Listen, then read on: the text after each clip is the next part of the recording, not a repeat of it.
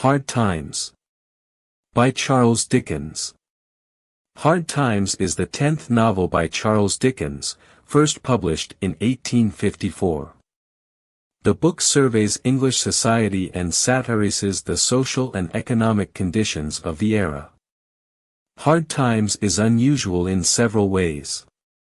It is by far the shortest of Dickens's novels, barely a quarter of the length of those written immediately before and after it.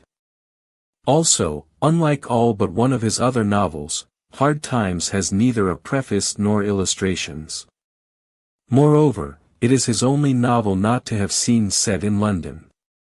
Instead, the story is set in a fictitious Victorian industrial Coketown, a generic northern English mill town, in some ways similar to Manchester, though smaller.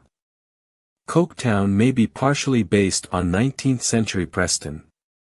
One of Dickens's reasons for writing Hard Times was that sales of his weekly periodical Household Words were low, and it was hoped the novel's publication in installments would boost circulation, as indeed proved to be the case. Since publication, it has received a mixed response from critics. Critics such as George Bernard Shaw and Thomas Macaulay have mainly focused on Dickens's treatment of trade unions and his post-industrial revolution pessimism regarding the divide between capitalist mill owners and undervalued workers during the Victorian era. F. R. Levis, a great admirer of the book, included it, but not Dickens's work as a whole, as part of his great tradition of English novels. Summary. Thomas Gradgrind, a wealthy, retired merchant in the industrial city of Coketown, England, devotes his life to a philosophy of rationalism, self-interest, and fact. He raises his oldest children, Louisa and Tom, according to this philosophy and never allows them to engage in fanciful or imaginative pursuits. He founds a school and charitably takes in one of the students, the kindly and imaginative Sissy Jupe, after the disappearance of her father, a circus entertainer. As the Gradgrind children grow older, Tom becomes a dissipated, self-interested hedonist, and Louisa struggles with deep inner confusion, feeling as though she is missing something important in her life. Eventually Louisa marries Gradgrind's friend Josiah Bounderby, a wealthy factory owner and banker more than twice her age. Bounderby continually trumpets his role as a self-made man who was abandoned in the gutter by his mother as an infant. Tom is apprenticed at the Bounderby Bank, and Sissy remains at the Gradgrind home to care for the younger children. In the meantime, an impoverished hand, Dickens's term for the lowest laborers in Coketown's factories, named Stephen Blackpool struggles with his love for Rachel, another poor factory worker. He is unable to marry her because he is already married to a horrible, drunken woman who disappears for months and even years at a time. Stephen visits Bounderby to ask about a divorce but learns that only the wealthy can obtain them.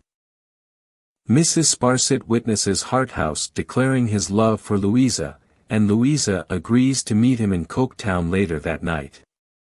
However, Louisa instead flees to her father's house, where she miserably confides to Gradgrind that her upbringing has left her married to a man she does not love, disconnected from her feelings, deeply unhappy, and possibly in love with Harthouse. She collapses to the floor, and Gradgrind, struck dumb with self-reproach, begins to realize the imperfections in his philosophy of rational self-interest. Sissy, who loves Louisa deeply, visits Harthouse and convinces him to leave Coketown forever. Bounderby, furious that his wife has left him, redoubles his efforts to capture Stephen. When Stephen tries to return to clear his good name, he falls into a mining pit called Old Hell Shaft. Rachel and Louisa discover him, but he dies soon after an emotional farewell to Rachel. Gradgrind and Louisa realize that Tom is really responsible for robbing the bank, and they arrange to sneak him out of England with the help of the circus performers with whom Sissy spent her early childhood. They are nearly successful, but are stopped by Bitzer, a young man who went to Gradgrind school and who embodies all the qualities of the detached rationalism that Gradgrind once espoused, but who now sees its limits. Sleary, the lisping circus proprietor, arranges for Tom to slip out of Bitzer's grasp, and the young robber escapes from England after all. Mrs. Sparsit, anxious to help Bounderby find the robbers, drags Mrs. Pegler, a known associate of Stephen Blackpool, in to see Bounderby, thinking Mrs. Pegler is a potential witness. Bounderby recoils, and it is revealed that Mrs. Pegler is really his loving mother, whom he has forbidden to visit him. Bounderby is not a self-made man after all. Angrily, Bounderby fires Mrs. Sparsit and sends her away to her hostile relatives. 5 years later, he will die alone in the streets of Coketown. Gradgrind gives up his philosophy of fact and devotes his political power to helping the poor. Tom realizes the error of his ways but dies without ever seeing his family again. While Sissy marries and has a large and loving family, Louisa never again marries and never has children.